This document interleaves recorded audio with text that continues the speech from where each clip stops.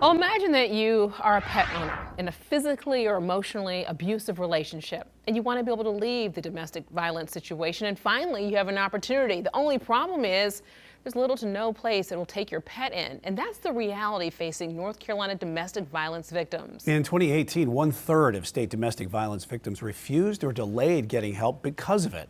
Queen City News reporter Daniel Pierce takes us inside the Barriers organization they're trying to tear down and how resources struggle to keep up with demand. Abusers realize the weight of what an animal means to their partner. Withholding the animal, using the animal. It can be hard to know the true stories that sit behind the bars at Charlotte Animal Care and Control. The deep scars on some animals, however, can spell out each gruesome chapter. That pet will become the piece that is threatened. If you leave me, I'm going to kill the pet. When I came into this position, I didn't realize how much of an issue it was. Jessica Oram is an advocate with the Greater Charlotte Helpline. Oftentimes, she's the ear at the end of the line when domestic violence victims call, trying to escape their life or death situation.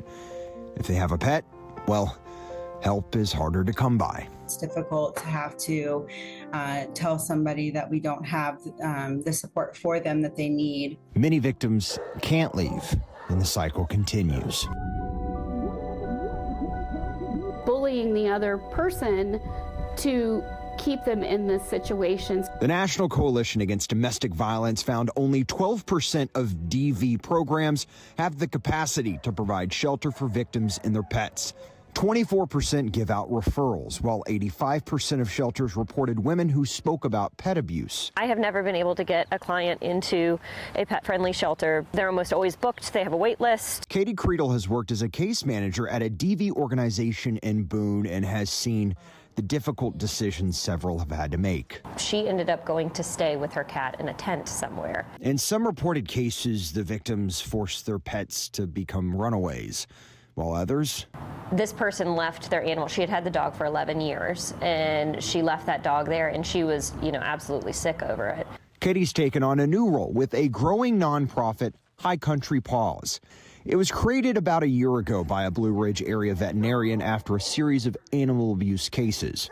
Clients, abusers, just flat out killing their animal to try and torment the victim. The handful of volunteers foster pets until their owners are in a stable environment. I think it definitely gives a better mental state to them in recovery, because there's a lot of stuff that goes along with domestic violence. It's not just just the violence itself. We're doing all the kennel renovations, and we've just had so many dogs coming in the last few years. It's a little bit harder for us to have longer term residents with us. Charlotte Animal Care Control has housed more than 24 DV-related pets in the past 2 years. I don't know in any situation that I can recall where the pet has been a dangerous pet and it's been euthanized. In 2018, Congress passed the Pets and Women Authorization Act, funding emergency and transitional pet shelters and housing assistance grant programs. It's now up to be reauthorized through 2028. Domestic violence victims are also suffering from financial restraints. It could be that the person that you're separating from or leaving had more control of the money. And it just adds another obstacle into the domestic violence side of things. Funding is a sign of hope for the Blue Ridge to the Queen City. Even when it's hard to see, those on the front line say even in darkness, light isn't too far away. Necessarily trying to be a shelter for humans, but be almost just a support to shelters. Daniel Pierce. Then we are going to do everything that we can to keep the person and their pet together. Queen City News.